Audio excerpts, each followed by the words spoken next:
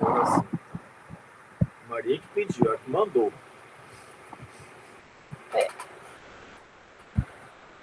Querido Senhor Jesus, Mestre amado,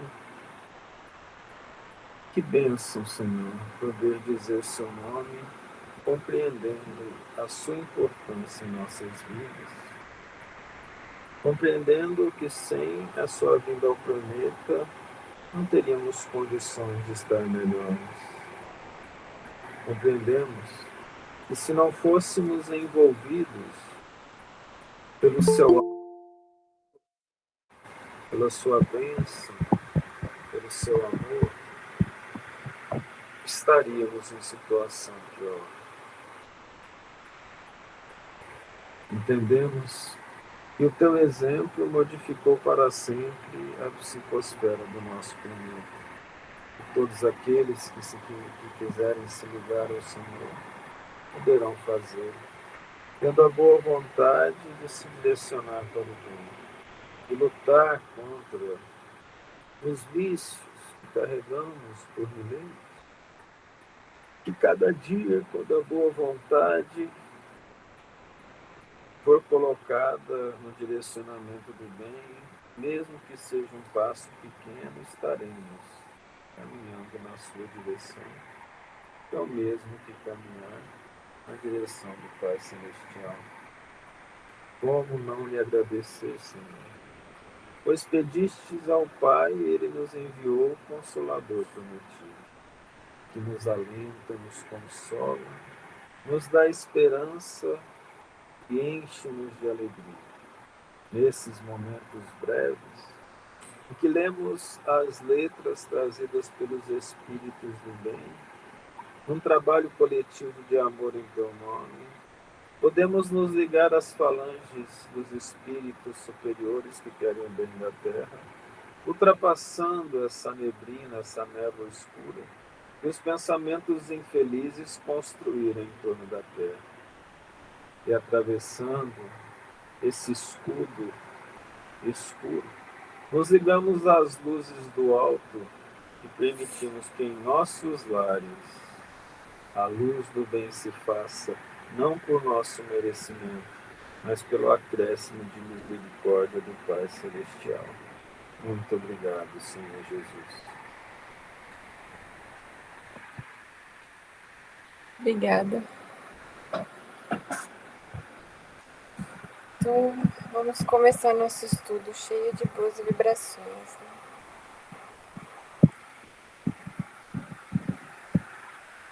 Passa um dia difícil, só na oração a gente alivia, né? Então, na semana passada a gente viu basicamente a carta, o prólogo, né? Que o Emmanuel fez, falando sobre a bênção do Espiritismo em trazer para nós uma chance muito grande de trabalho, de entendimento da realidade, dessa realidade mais profunda, espiritual, que é a nossa tentativa aqui, né? Todos os estudos é a gente ter o máximo de assimilação dessas verdades que, com o tempo, com o estudo e com a vivência, né, que a vida vem trazendo para a gente vai abarcando maior conhecimento, mas principalmente entendendo ele com o coração, né? Entendendo ele com a profundidade do nosso espírito. E esse é o nosso trabalho aqui, para que todos nós, a cada estudo, a cada momento de estudo nas nossas casas, as nossas orações, que nós cada vez mais alcancemos melhor essa fonte de conhecimento, que está disponível para todos. Basta a gente se ligar e buscar se ligar com a nossa ação, né? Renovação. Desligando-me dos laços inferiores que me prendiam às atividades terrestres, elevado entendimento felicitou-me o espírito. Semelhante libertação, contudo, não se fizera espontânea. Sabia, no fundo, quanto me custara abandonar a paisagem doméstica, suportar a incompreensão da esposa e as divergências dos filhos amados. Nesse ponto aqui que o André Luiz inicia, ele está retornando do ponto do nosso lar, né, que foi a grande prova dele, para ele ser considerado realmente cidadão do nosso lar, foi justamente vencer a prova de enxergar a sua família e ter toda a desilusão da sua ideia que ele tinha enquanto encarnado e trouxe com ele junto do túmulo. O interessante é que ele relata, né, que os laços inferiores, quando ele desprendeu dos laços inferiores, que o espírito dele ficou feliz, né? E aí depois ele comenta que foi justamente entendendo a paisagem doméstica e a relação da esposa e os filhos com ele, né? Que tanto a esposa quanto os filhos já tinham se desligado dele espiritualmente, estavam com preocupações outras, a esposa já com um segundo marido, que estava doente e sofrendo processo obsessivo, e os filhos estavam um pouco perdidos, né? E tinha só uma filha, né, que lembrou vagamente dele e que tentou fazer essa lembrança do pai e foi criticada pela mãe, né, quando ele estava lá na casa. E isso é uma coisa que, se a gente não pensar profundamente, a gente não entende, né? Como é que a ligação com a família pode ser um laço inferior, né?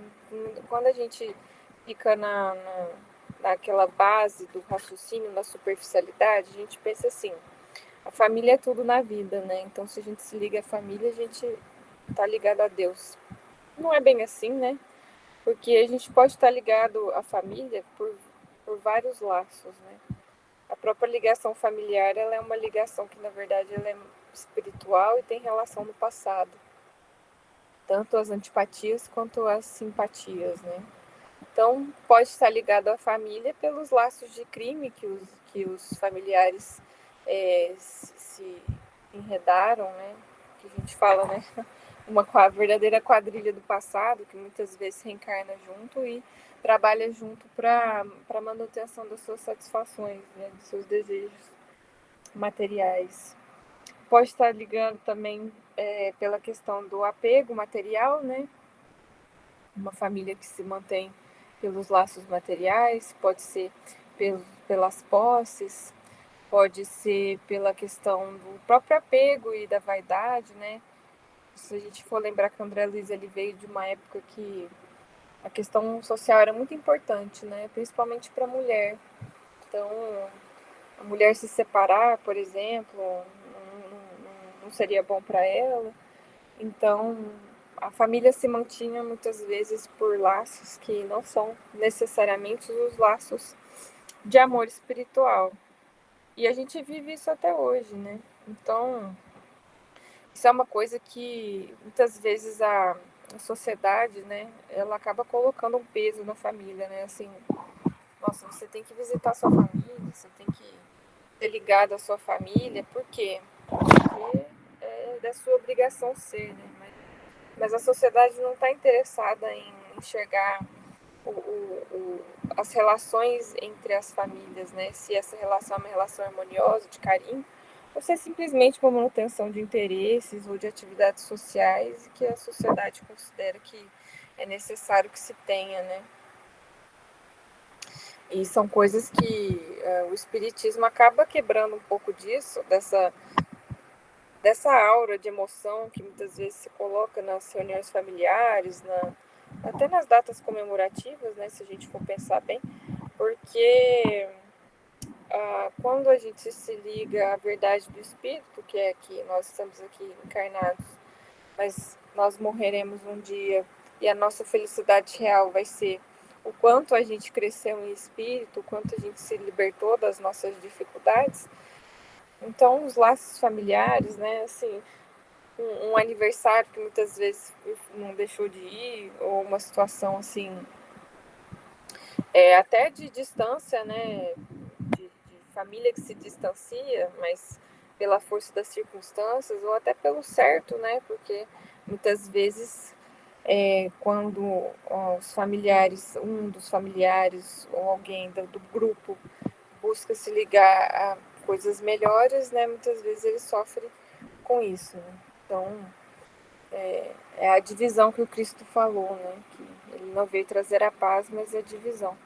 E aí essas divisões aqui na Terra, elas, quando a gente falece, desencarna, muitas vezes aquilo se torna um ponto ínfimo da nossa história, né? Que se for uma separação, a gente sabe que ela é momentânea, porque um dia todos nós estaremos ligados em amor a Jesus Cristo, né? Mas até que a gente se desprenda e o nosso amor seja um amor desprendido, acalentado, né, sublime, os nossos laços que nos ligam às famílias, na maioria das vezes, tem muito de apego, de vaidade ou de conquistas sociais, né? Então, são laços realmente inferiores. E por isso que o André Luiz coloca ali, né? Não quer dizer que ele não amava a família, mas a concepção de amor dele, ela ainda estava muito restrita àquela vida materializada que ele tinha, né? E a concepção dele de amor era, na verdade, de que os filhos deviam obediência cega e a esposa deveria amar e ser fiel a ele eternamente de uma maneira que ele gostaria que ela fosse, não que necessariamente ele fosse de volta. Pode falar, Thales. Concordo com o André Luiz. Entendi. Viu? Se você não concorda também, me ajuda aí. Concordo, Ô, Thales, perfeitamente. Muito obrigado. A gente é minoria, mas vamos manter a nossa dignidade. Uhum. Thales, estamos aqui. E eu parei aqui, guardava a certeza de que amigos espirituais, abnegados e poderosos, me haviam auxiliado a alma pobre e imperfeita na grande transição. Isso é realmente uma certeza. E a gente viu isso, né, no nosso lar, porque desde quando ele chegou lá, todo mundo já sabia da situação familiar dele, mas ele foi É que eu acho que ele está falando de outra coisa. também naquele momento? Não, eu acho que ele está falando são espíritos como se fossem eles para nós. Sabe o que ele está falando? Que tem espíritos de esfera superior que o inspirou e ajudou. Aí nós vamos ver só lá no 13º livro. É verdade. Assim como a gente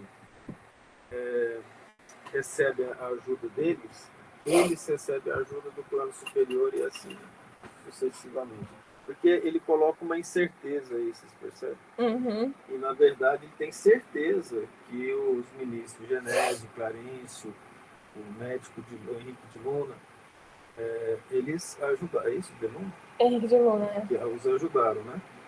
Ou ajudou, porque isso é certeza, né? É verdade. Certeza. Então, ele está colocando sobre os outros amigos. Então, ele está dizendo que é a influência do alto, eu acho. Não, você tem razão, faz sentido. É como quando a gente tem uma impressão de que nós fomos ajudados por um bom espírito, ele tinha a impressão de que foi ajudado por um espírito superior na conclusão da transição dele, né? Isso faz sentido mesmo. E fala pouco, né? Mas se a gente for imaginar que faz sentido, porque mesmo ali desencarnado no nosso lar, eles ainda estão vivendo uma espécie de vida materializada, né? Então, existem, sim, outros estados conscienciais que poderiam estar ali junto deles sem que ele visse. Todo mundo entendeu isso?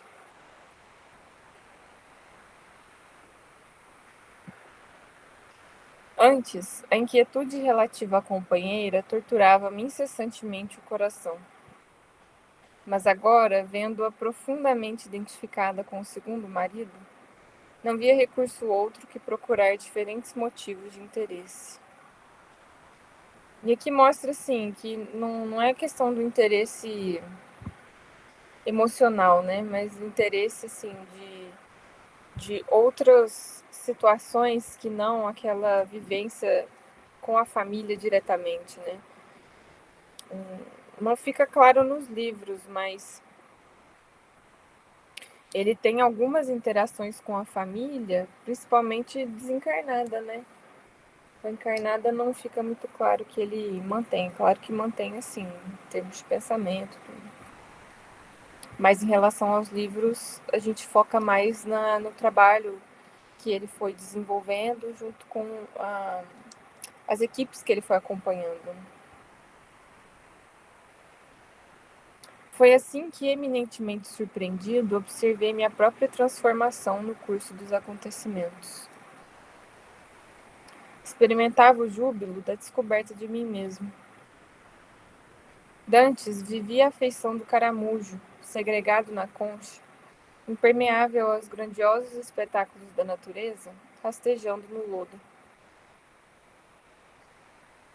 Agora, entretanto, convencia-me de que a dor agira em minha construção mental, à maneira da aluvião pesada, cujos golpes eu não entendera de pronto. A aluvião é uma espécie de enxada, mas que tem duas pontas agudas, usa muito na agricultura mesmo. É aquela que a gente usou para captar ali, né, a rua. Olha que interessante isso, né? Ele estava descobrindo a si mesmo. E vivia essa questão do caramujo segregado na concha. Vocês acham que ele estava falando só sobre a questão de estar desencarnado? A leveza que o desencarnado sente? Tô fazendo umas perguntas para ver se eles participam, sabe? Acorda as duas ao fim. Tudo bem. Não, Maria Clara, que estão participando. Maria Clara tá só ouvindo, só. Se tiver.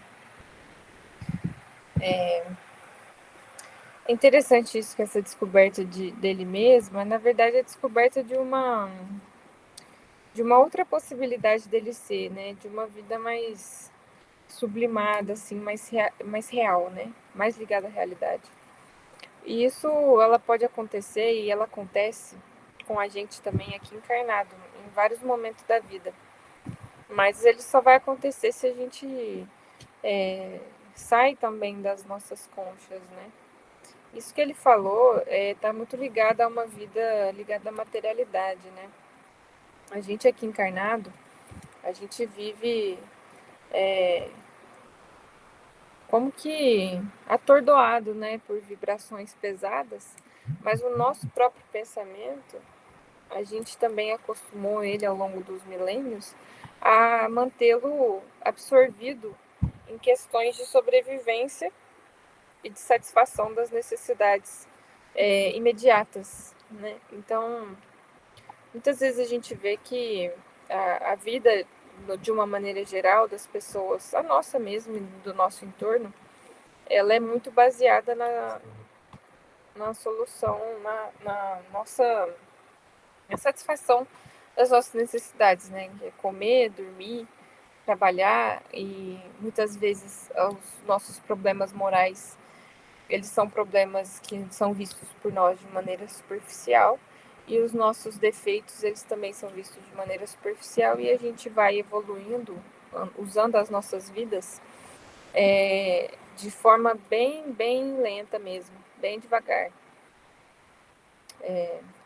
Porque a gente não evolui a ponto de chegar nesse entendimento maior dele mesmo, né? Essa descoberta dele, a gente também pode entender que não é uma descoberta completa do ser dele, porque com as dificuldades que ele for passando, ou as novidades que ele vai encontrando no mundo espiritual, ele vai descobrindo mais e mais situações sobre ele, né? Tem até a própria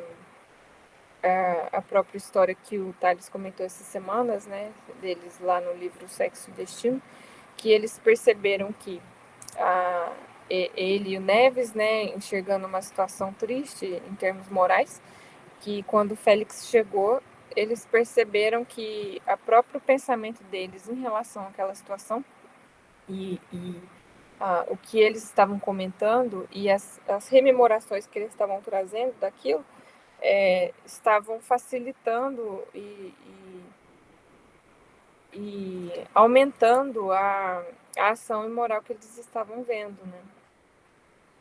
E aí eles só perceberam isso quando o Félix, que era um espírito de ordem mais superior, chegou e automaticamente desfez essas vibrações, né?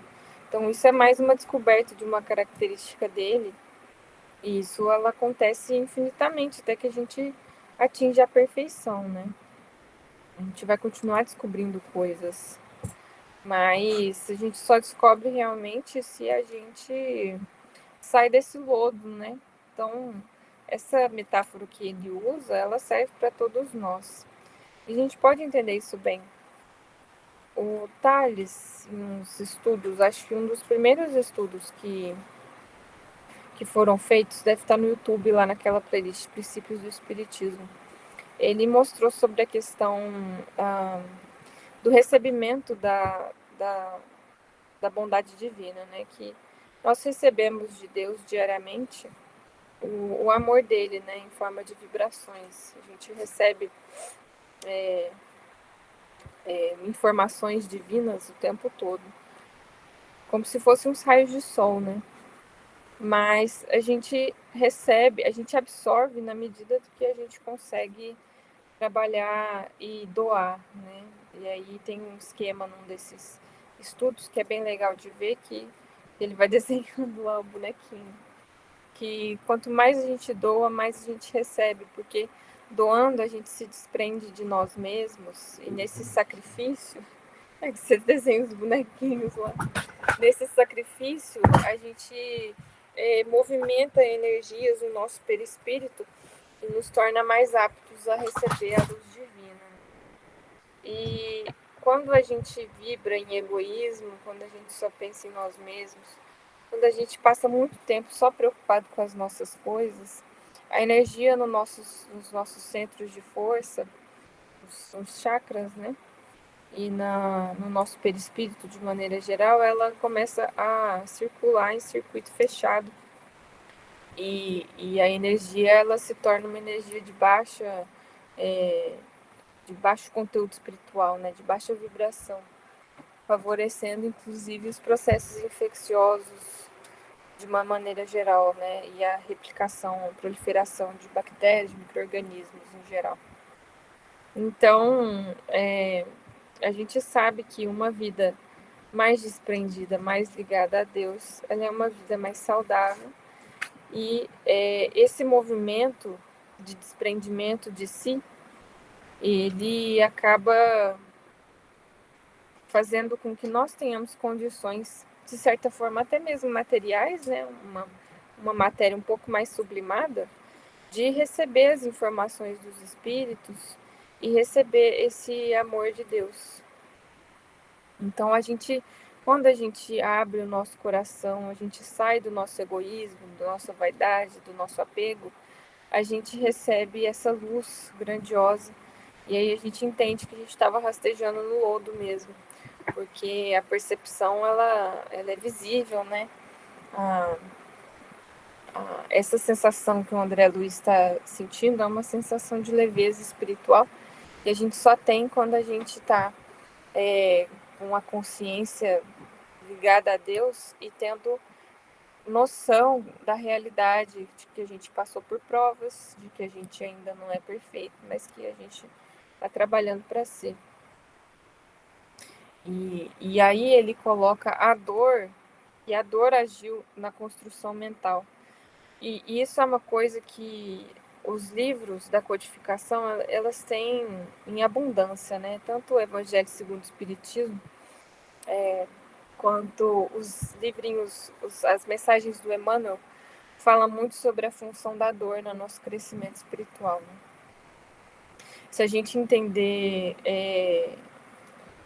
por exemplo, a dor do André Luiz era uma dor principalmente relacionada à ingratidão da família, né? Então, a gente lembra da mensagem do Evangelho segundo o Espiritismo, né? A ingratidão dos filhos e os laços de família, do Santo Agostinho, em que é uma das lições mais longas, né, do Evangelho segundo o Espiritismo, mas que vale a pena ler com calma, que faz a gente entender muita coisa do que a gente passa na família. Mas lá no parágrafo está escrito que alguém suporta com grandiosidade, né, as dificuldades materiais, mas sucumbe ao peso das provas morais, da ingratidão dos seus, né? Porque machuca muito esse sentimento de ingratidão da família, porque são os espíritos mais ligados a nós, né? São os espíritos que nós mais devemos. E a dor, ela acaba servindo para tirar a gente de uma espécie de transe, né? Das ilusões que nós temos. E isso a gente consegue perceber claramente quando a gente tem uma desilusão, uma dificuldade, ou um momento de encarar, né, os próprios defeitos. São momentos extremamente dolorosos, mas que depois que passa é como se tivesse tido realmente. O Emmanuel sempre comenta nos livros dele que é como aquela brisa fresca depois de um temporal, né, que arrasta árvores, que gera alagamentos, mas que depois deixa aquele ar purificado, né? Então, a gente vive isso constantemente e o espírita ele aprende a não se desviar da dor, né? Principalmente daquela dor bem compreendida, e entender o valor dela sem se revoltar, né? Que é o bem sofrer. E essa é uma bênção que o Espiritismo nos traz, porque a gente entendendo o valor da dor não significa que a gente vai cobrir de cinzas e vergar o silício, né? Mudei a frase, inverti a frase. Mas que a cada situação difícil da vida a gente vai conseguir ter um olhar de maior desprendimento, né? E colocar essa dificuldade em uma perspectiva que leve em conta todas as vidas. Isso traz um alívio que muitas vezes a gente não percebe no início, quando a gente está sofrendo, ou até mesmo as pessoas que não são espíritas, muitas vezes quando veem isso acontecer, elas também não entendem como que muitas vezes um espírita consegue passar por uma situação de longe muito complicada, mas que quando a gente compreende as causas do mal, a gente tem coragem. É o que fala o Santo Agostinho nessa mensagem. O que não dá mais coragem moral do que saber as causas do mal e saber que nenhum mal ele é permanente na Terra.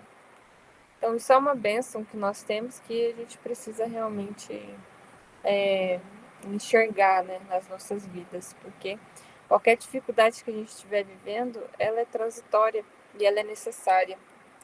Quando a gente entende isso, a gente tem mais coragem moral para tomar as nossas decisões e agir em favor do que é certo. A aluvião quebrara a concha das antigas viciações do sentimento. Libertara-me. Expusera-me o organismo espiritual ao sol da bondade infinita, no sol que nós comentamos. E comecei a ver mais alto, alcançando longa distância. Isso é algo que a gente pode fazer, mas é quando a gente entende a dor e aceita que a nossa concha de viciação de sentimento seja quebrada. Entender que nós temos o sentimento viciado é um primeiro passo. E aí é por isso que a gente sempre cai na situação do conheça-te a ti mesmo. Porque quando a gente enxerga as nossas dores, a gente consegue, de certa forma, entender as causas delas e isso nos liberta, né? Quando a gente percebe um apego e a gente percebe que a gente tem que lutar contra ele e a sensação de estar lutando contra ele ou de ter percebido que venceu em parte uma situação difícil traz uma alegria indizível para o espírito. E aí traz esse sol, né, da bondade infinita no nosso perispírito e a vida toma um outro rumo, né, de luzes, de cores, de bênçãos. E a gente entende e consegue sentir no coração de forma sincera a gratidão por tudo aquilo que a gente está vivendo. Né? Só pelo a simples vontade de entender o que a gente passa e lutar para fazer o melhor, né? A vontade de Deus sendo humildes e dóceis às nossas dificuldades que nós temos que passar aqui na Terra, né? Que não é muito fácil, a gente não costuma lidar bem com isso.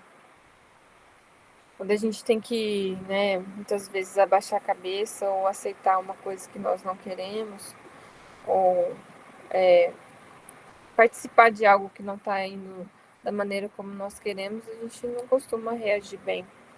E faz parte, né, sentir essa dor que na verdade é uma dor do defeito, né? Não é uma dor de um coração tranquilo. Então, sentir essa dor é importante, porque nos libertando dela, a gente vai se libertar de um defeito, né? De uma dificuldade nossa.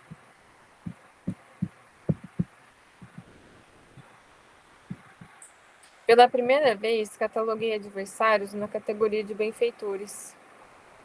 Comecei a frequentar de novo o ninho da família terrestre, não mais como senhor do círculo doméstico, mas como operário que ama o trabalho da oficina que a vida lhe designou. E isso é de uma pessoa que era o chefe de família, de uma família bem tradicional, né, que seguia as regras tradicionais. Então, vocês conseguem entender a força, né, de um homem que foi criado dessa maneira, que agiu dessa maneira, a falar assim. Não é mesmo, Carlos? É brincadeirinha. Não mais procurei na esposa do mundo a companheira que não pudera compreender-me, e sim a irmã a quem deveria auxiliar quanto estivesse em minhas forças. Abstive-me de encarar o segundo marido como intruso e modificara meus propósitos, para ver apenas o irmão que necessitava o concurso de minhas experiências. E aqui mostra que a gente muitas vezes não enxerga, mas que nos livros da codificação isso também está muito escrito, que basta querer, né? Que é uma questão de vontade mesmo do espírito, até para a gente superar as coisas mais difíceis nossas, né? A questão é que ele absteve-se de encarar o segundo marido, né? Então foi uma escolha que foi dele, e claro, com raciocínio, com o novo raciocínio espírita, né, que foi mostrado para ele, das verdades divinas, mas que precisava da decisão dele para que fosse efetivada, né? Não bastaria as pessoas dizendo a ele que ele precisava tratar o segundo marido como alguém, como um irmão, como alguém que precisava de ajuda, né? Ele precisava sentir isso dentro do coração, e aquilo precisava ser sincero, porque senão ele nem conseguiria estar lá.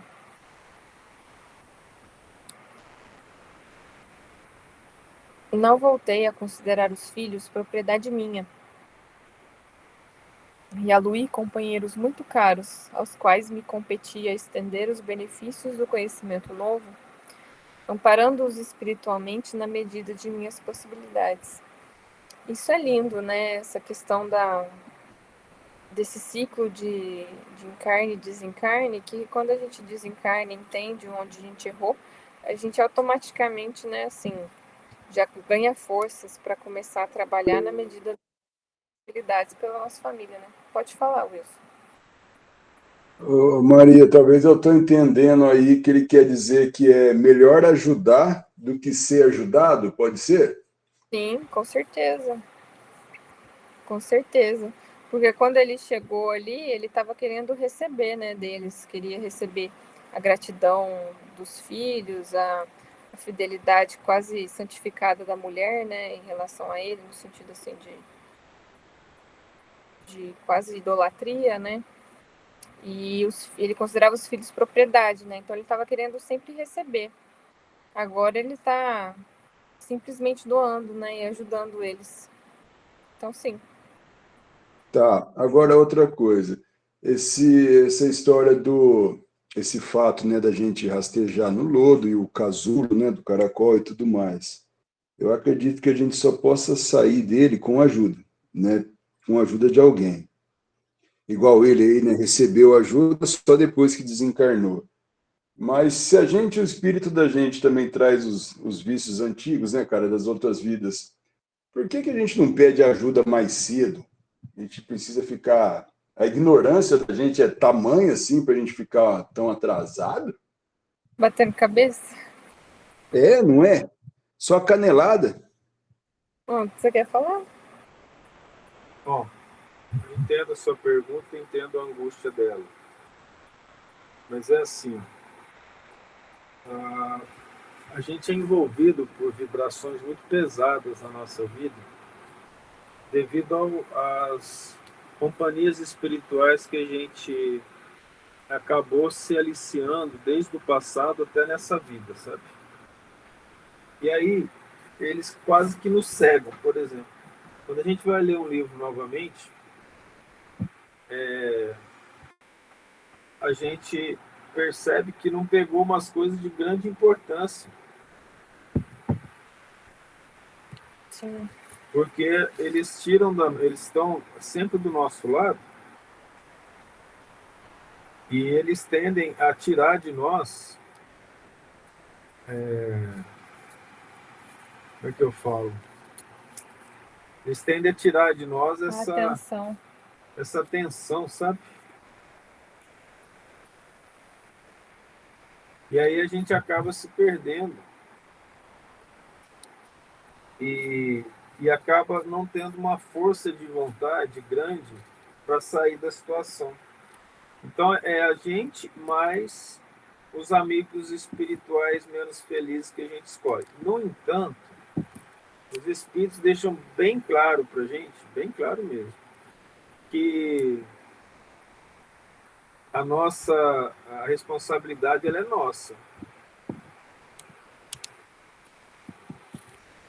porque é a gente que escolhe, sabe?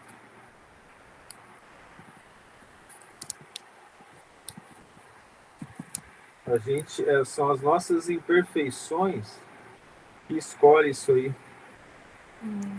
E a gente, assim, evolutivamente, a gente está muito mais habituado a vibrações pesadas do que a luta moral, né?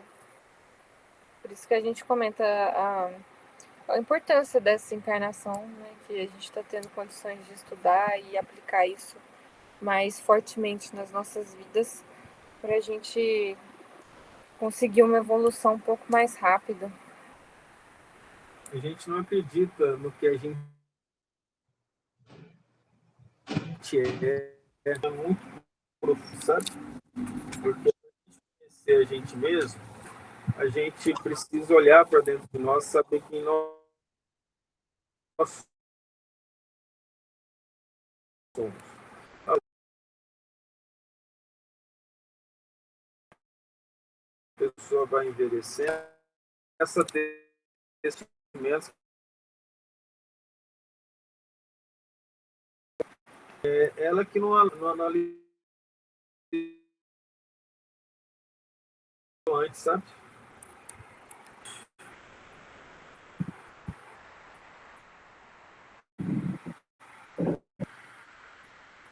Não?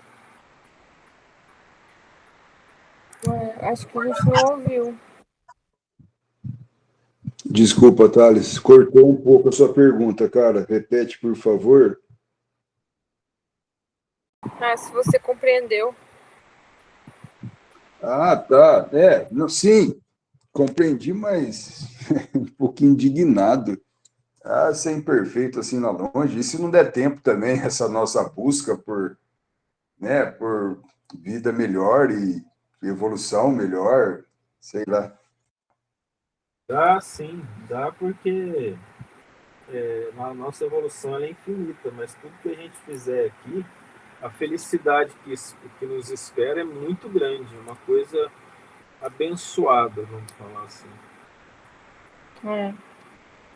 Tá bom, quero ver se tá aí do umbral. Oi? Quero ver sair do umbral.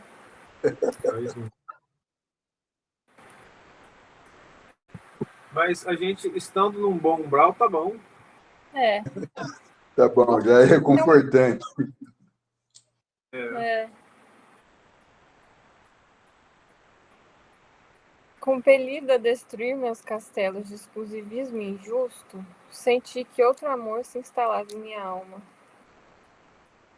órfão de afetos terrenos e conformado com os desígnios superiores que me haviam traçado diverso rumo ao destino, comecei a ouvir o apelo profundo e divino da consciência universal. Somente agora percebia quão distanciado vivera das leis sublimes que regem a evolução das criaturas. É mais ou menos isso, né? Assim, comum, a gente vai vivendo e quando a gente se depara com essas verdades sublimes, né, a gente percebe a nossa distância ainda da evolução, mas a gente já recebe bênçãos de momentos de calma, de tranquilidade, de reorganização da vida, que, né, como o nosso querido Chico disse, já é felicidade aqui na Terra. A natureza recebia-me com transportes de amor. Suas vozes agora eram muito mais altas que a dos meus interesses isolados. Conquistava pouco a pouco o júbilo de escutar-lhes os ensinamentos misteriosos no grande silêncio das coisas. Os elementos mais simples adquiriam, aos meus olhos, extraordinária significação. Isso é interessante que naqueles livrinhos do Emmanuel também, são várias das mensagens mostrando na natureza e na ordem da natureza que nós somos regidos por uma lei divina que é imutável, né, mas muito harmônica. E que a natureza nos ensina isso o tempo todo, né? Porque os processos da natureza são lentos, são progressivos, tem uma beleza linda de harmonia e de organização, mas eles são contínuos, estão sempre ali, devagar e sempre, né, evoluindo. E é nós evoluindo com a natureza, né, fazendo parte dela. Então, quanto mais a gente evolui, e aí a gente pode estender isso, né, quase que ao infinito, mais a gente vai entender na natureza a beleza de Deus e entender que no final somos todos tudo parte de um mesmo processo, né? E a gente aqui entende muito pouco. A colônia espiritual que me abrigara generosamente revelava novas expressões de indefinível beleza. O rumor das asas de um pássaro, o sussurro do vento e a luz do sol pareciam dirigir-se à minha alma, enchendo meu pensamento de prodigiosa harmonia. A vida espiritual, inexprimível e bela, abrira-me os pórticos resplandecentes. Até então, viver em nosso lar como um hóspede enfermo de um palácio brilhante, tão extremamente preocupado comigo mesmo, que me tornara incapaz de anotar deslumbramentos e maravilhas. Isso acontece com a gente também, né? Essa preocupação conosco muitas vezes impede a gente até de olhar para o céu um dia, de olhar para a natureza, né? A conversação espiritualizante tornara-se indispensável. Muito importante. Isso é muito importante, tá? Que você comentou. E é mesmo, né? E isso é algo que nós também temos que aprender a valorizar, né? E aqui a gente tem o costume. Muitas vezes a gente está um tempo conversando, muitas vezes de questões morais complexas ou situações do espiritismo, né, que o espiritismo tem nos trazido. E aí a gente sempre para refletir que só da gente não estar há vários minutos em uma maledicência, julgando as pessoas, ou em uma conversa querendo contar vantagem, ou querendo trazer coisas maiores do que nós somos, né? Vantagens sociais ou materiais, já é uma bênção, porque são conversas que alimentam a nossa alma no nível que nenhum dos prazeres terrenos consegue encher, né? E isso se torna indispensável mesmo. E é algo que nós precisamos aprender a nos habituar, né? E a gente consegue perceber que muitas vezes quem não está acostumado com esse tipo de conversa não consegue permanecer muito tempo mesmo. É uma questão até vibratória, né? De sintonia espiritual, porque nessas conversas, muitas vezes os amigos espirituais têm condições de se aproximar, e aí nós recebemos visitas, né, de espíritos amigos, de famílias, ou até mesmo de nossos espíritos protetores, guardiões, espíritos de ordem mais superior que aproveitam desses momentos para nos trazer mensagens, intuições, bons sentimentos. Então, para a nossa saúde espiritual é realmente indispensável. E também trazem espíritos que precisam ouvir, né? Precisam participar. Espíritos que estão prestes a reencarnar. Então, muitas vezes, só de conversar, ter uma conversa séria, que valoriza o bem, que raciocina sobre o bem, a gente já está ajudando espíritos que precisam ouvir essas conversas, que estão numa condição que não conseguem ouvir os espíritos, mas conseguem ouvir os encarnados. Aprazia-me antigamente torturar a própria alma com as reminiscências da terra. Isso a gente faz assim com uma facilidade, que é torturar nossa alma com os problemas. Estimava as narrativas dramáticas de certos companheiros de luta, lembrando meu caso pessoal e embriagando-me nas perspectivas de me agarrar novamente à parentela do mundo, valendo-me de laços inferiores. Isso acontece, é um vício. Muitas vezes uma pessoa tem um problema e aí ela não consegue conversar com calma com as outras pessoas, ela fica só esperando a deixa, muitas vezes, da outra pessoa citar um problema dela mesmo, ou falar de um assunto que intersecciona, né, com o problema, que aí ela já aproveita esse momento para descarregar, né? Não deixa de ser um desabafo, mas né, existem pessoas que são viciadas nessas vibrações de angústia. A própria ansiedade é um vício, né, na preocupação, nessa tortura da alma, porque aí a pessoa não se permite acalmar, repensar, raciocinar, e aí parte um pouco daquilo que o Wilson comentou, que assim, aí a pessoa acaba vivendo sem ter condições de refletir sobre os próprios erros, né? Porque o próprio pensamento sobre os problemas que ela passa é um pensamento mais ansioso, tenso, viciado em vibrações muitas vezes de revolta ou indignação. E aí quando a gente não abre para o entendimento, aí a gente não consegue receber a ajuda dos espíritos. Mas agora, e aqui nesse caso dele, ele estava falando sobre o apego à família, então ele poderia até se justificar, né? Ah, mas é minha família. Então, ele se justificou por um tempo, né? Até que ele conseguiu entender claramente o erro dele. Que não significava abandonar a família, deixar de amar, mas abandonar um apego, né? Abandonar situações complexas de dominação, de até mesmo machismo, né? Situações assim de ser o homem da casa, de ser o chefe da família, o chefe do dinheiro. Mas agora, perdera totalmente a paixão pelos assuntos de ordem menos digna. As próprias descrições dos enfermos nas câmaras de retificação figuravam-se-me desprovidas de maior interesse.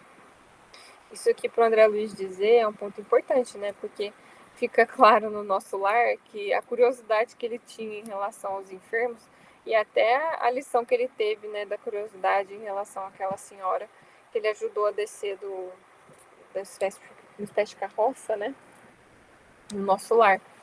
E o André Luiz, em vários momentos, ele precisa segurar um pouco da curiosidade científica que ele tinha, né? Então, isso mostra realmente uma transformação, que ele entendeu o que ele passou e o que significa, né? Não mais desejava informar-me da procedência dos infelizes, não indagava de suas aventuras nas zonas mais baixas. Buscava irmãos necessitados. Desejava saber em que lhes poderia ser útil. Isso é bonito mesmo, né? É um exercício de caridade, né? Identificando essa profunda transformação, falou-me Narcisa certo dia. André, meu amigo, você vem fazendo a renovação mental. Em tais períodos, extremas dificuldades espirituais nos assaltam o coração. Lembre-se da meditação no Evangelho de Jesus. Sei que você experimenta intraduzível alegria ao contato da harmonia universal após o abandono das suas criações caprichosas. Mas reconheço que ao lado das rosas do júbilo, defrontando os novos caminhos que se descerram para a sua esperança, há espinhos de tédio nas margens das velhas estradas inferiores que você vai deixando para trás. Seu coração é uma taça iluminada aos raios do alvorecer divino, mas vazia dos sentimentos do mundo, que a encheram por séculos consecutivos. Isso aqui é muito profundo, né? E fala um pouco também a nós mesmos, né? Nesse processo de conquista espiritual, porque é claro que as mudanças que o André Luiz viveu ali são muito fortes, né? Pelo próprio fato dele estar desencarnado,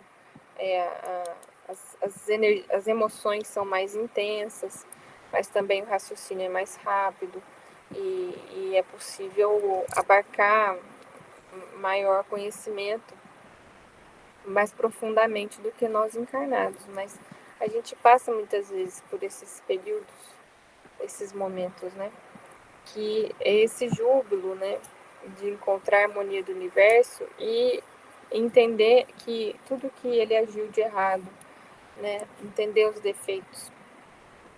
Para o desencarnado isso é um pouco mais fácil, porque a gente vive aqui em vibrações muito pesadas e tudo isso fica muito mais nebuloso, né? Mas isso acontece e aí a gente precisa só, assim, tomar cuidado mesmo com o tédio, que ela não deixa de dizer que é espinho, né? Não é à toa, porque o tédio, ele, de certa forma, paralisa, né? E o júbilo por si só, muitas vezes aqui, a gente transforma em uma euforia, né? Uma emoção um pouco desajeitada.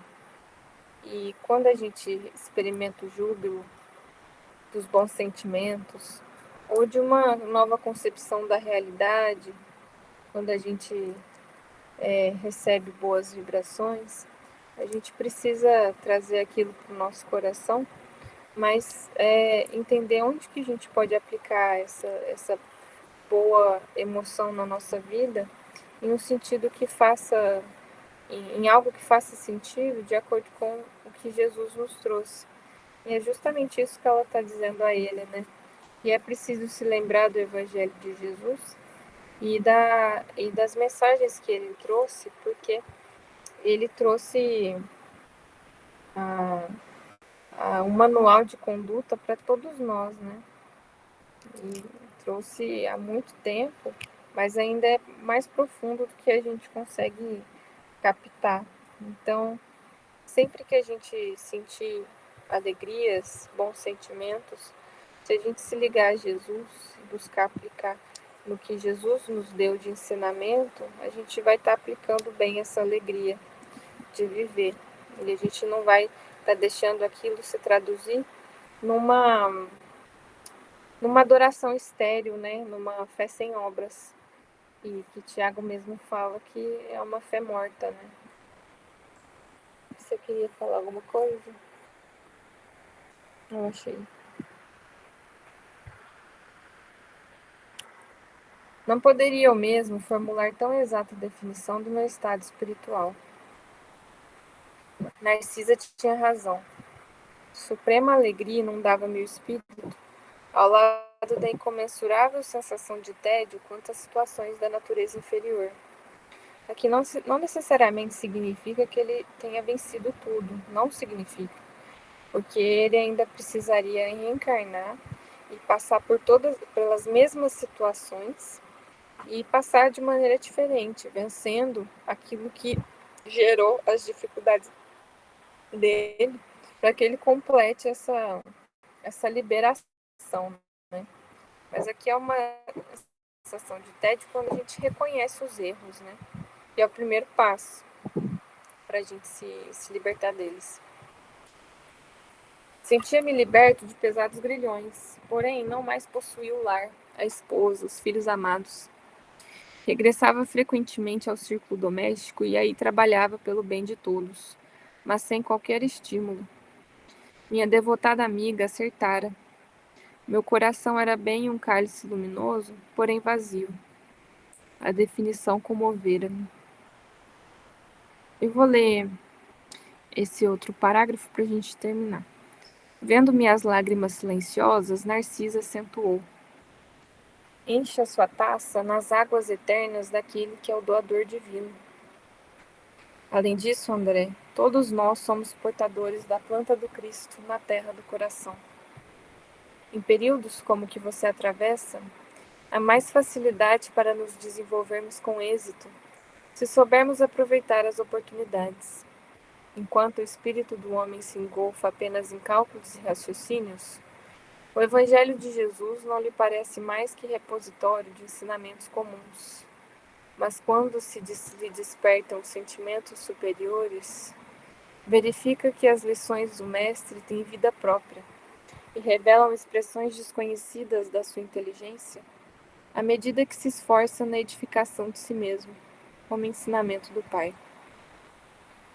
Quando crescemos para o Senhor, seus ensinos crescem igualmente aos nossos olhos. Vamos fazer o bem, meu caro. Encha seu cálice com o bálsamo do amor divino. Já que você sente os raios da alvorada nova, caminhe confiante para o dia.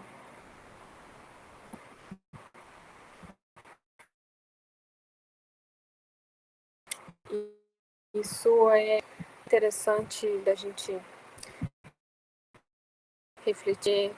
Por mais que ele tinha entendido a situação familiar, ele ainda não tinha a evolução do amor suficiente para que ele se sentisse completamente satisfeito com o trabalho de doação em relação à família, né? Ele tinha vencido a contrariedade, né, de ter enxergado a família de uma maneira que ele não gostaria de enxergar. Mas dentro dele ainda faltava uma compreensão profunda de o amor, de doar mais ainda, né?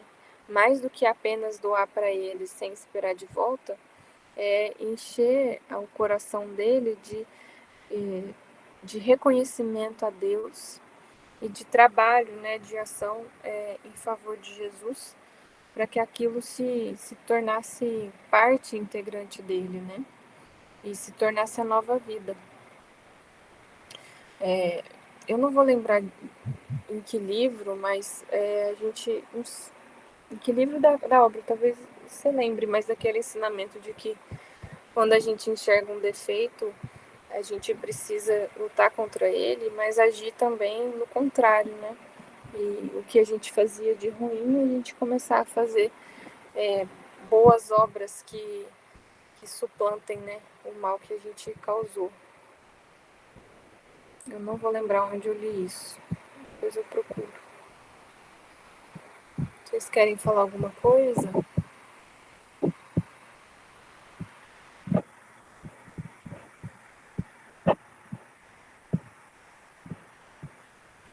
Ninguém quer falar nada, nem você. Falei. Eu para meditar muito isso.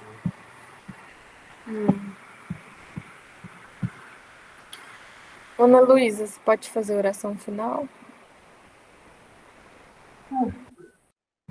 Obrigada.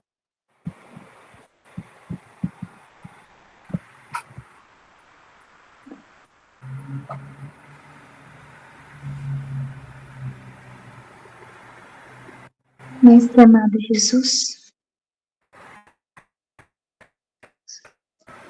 agradecemos a oportunidade de mais um encontro, de mais um estudo em Teu nome.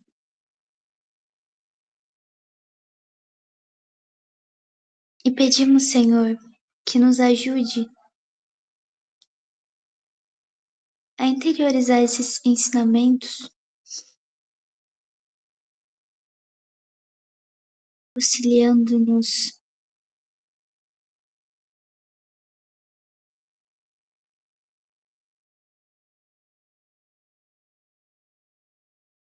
nas ideias, nos nossos pensamentos, nas nossas condutas, nas nossas escolhas.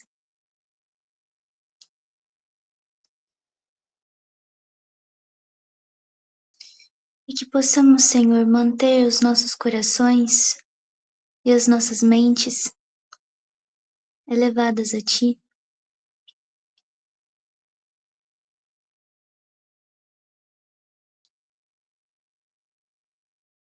Que a Sua luz possa descer sobre os nossos lares, sobre nós, sobre as nossas famílias.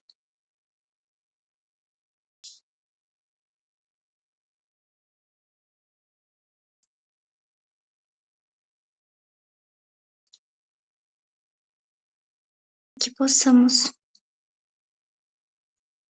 iniciar e terminar esse final de semana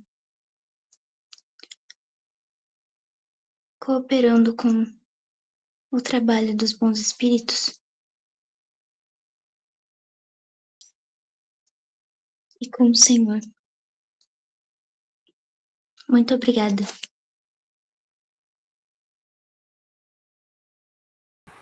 Obrigada. Pode falar obrigada de novo. Obrigado. Até Fiquem com domingo. Deus.